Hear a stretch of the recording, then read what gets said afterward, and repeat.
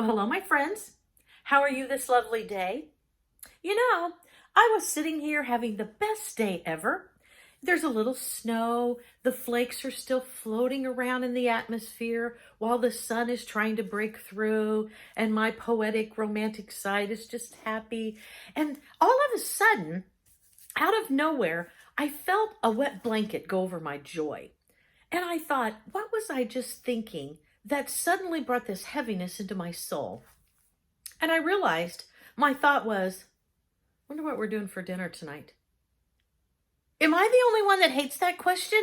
Seriously, I hate it when my family, and hate's a strong word, and I'm using it absolutely how I mean it. My family looks to me and will ask me, oh, what are we having for dinner tonight? I don't know. I don't want to know. I don't want to think about it. I want a personal chef.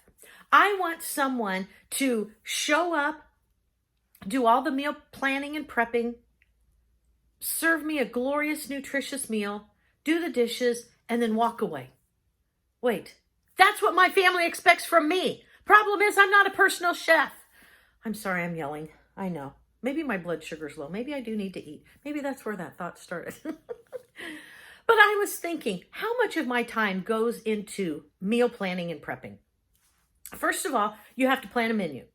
Now, that menu has to be nutritious. It has to be low calorie, has to be low carb, has to be low fat. No, now we're adding fat. Now we're adding carbs back in. I don't know. I'm not a dietitian nor a scientist. And so you just roll the dice and you choose some meals that you think will be nutritious somewhat, and you hope tasty. That's just luck if that's the case, because those two don't necessarily go together. Then you take your meals and you break them down to how many items you have to buy from the grocery store. And then you have to go to the grocery store. Oh. Seriously, I'm the person that can have 10 items on a list, go into the grocery store and think, I will be out in 5 to 7 minutes.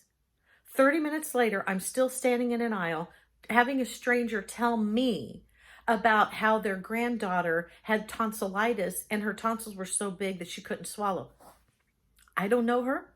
I don't know her granddaughter. I don't know. Why? Why me? But yeah, and I listen because it's the polite and good and godly thing to do. But I'm sitting here going, my ice cream is completely melted. I'm going to have to go back through and put it back in the freezer and get a new box.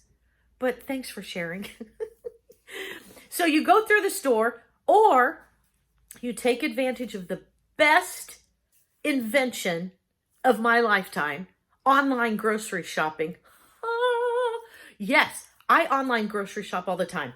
I just go sit while I'm watching Iron Chef or Chopped, being inspired by these chefs who feel passionately about what they're doing. And I just am on the laptop and I'm thinking, oh, he made salmon? I'll get fish sticks.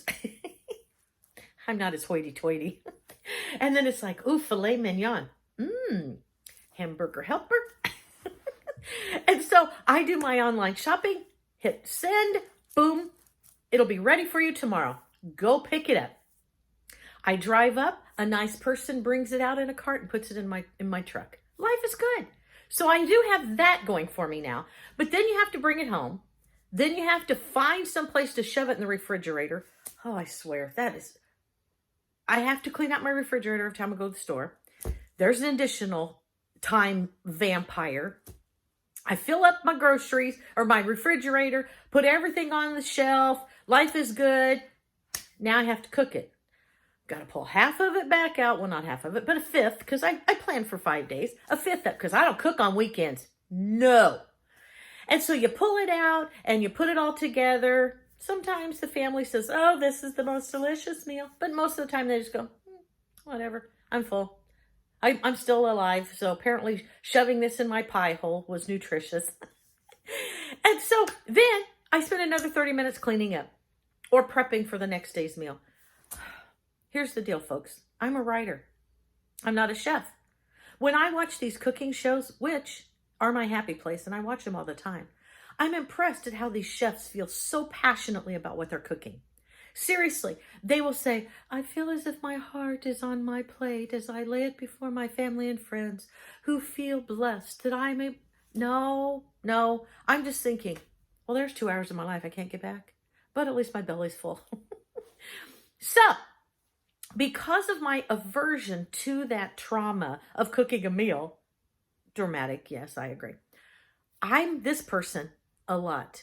Hey, you know what? I know I've got $200 worth of groceries in the refrigerator. Let's go out to eat.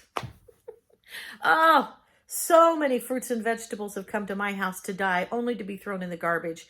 Because once I buy them with complete great intentions of eating healthy, I end up saying, look, Burger King's got a 2 for sale. Here's your choice. Yeah, I know. I make goals all the time to change, but you know, it's hard to teach an old dog new tricks. So, everything is going well as long as I'm driving the what's for dinner bus. Yeah, when I cook at home, I make the menu, I go to the store and get it, I prepare it. This is what you're being served, dear husband of mine. He doesn't, there's no choice. And I'm not saying that like I'm a food dictator. I'm just saying he just surrenders that role to me. This is your job. You're the cooker, cleaner person. Go ahead. What are you serving me? And he eats it and he's usually content. But then there's those times when we get in the car and the question is asked, what are we eating? That is when my marriage is strained the most. Because suddenly he has all kinds of opinions. Yeah, but no suggestions. I'll say, well, I don't know, honey, what do you want? I don't care. Okay, well, let's go to McDonald's. I don't really want McDonald's. I'm not feeling it. Oh, okay. Well, how about Taco Bell? Last time I went there, I had indigestion. No. Okay, well, what about like Subway? I don't know. A cold sandwich? Well, honey, then why don't you suggest something? No, I don't really know. You go ahead, you pick. I did. I picked 3 times. All 3 times you said no. You know how many arguments we've had? We don't argue over children, over finances, over faith, all of those big things. We argue most over what are we eating for dinner? Oh, it's so hard. Yeah. So what we've done is to help save my marriage, I've tried to come to some kind of system so that we can help narrow down the passionate disagreements we have over. Not are we going to eat for dinner, but what will we not eat that you suggested? So what we do now is we will say, and usually the first person that says it, it's almost like 1, 2, 3, not it. And so you tell the other person, I'll say, well, give me 3 choices. Yeah. So he will have to choose 3 restaurants. And then I will choose from one of those 3s. 3s? One of those 3s or one of those 3. I'm telling you what, it's a marriage saver. It is. It is. So the next time you're in the car and you're driving around lost as if you're in a foreign country, just trying to figure out what inspiration is pulling you towards a certain fast food restaurant, try that system. Try that deal. Look at your partner and say, give me 3 choices. I don't know what it is, but it's almost as if you're sharing the burden. Yeah, because that person has to come up with 3 choices. But your burden is then to narrow it down to 1. Knowing good and well, no matter what happens, someone's going to complain. All right, well, there's my tip of the day. I hope it saves your marriage. All right, have a good one.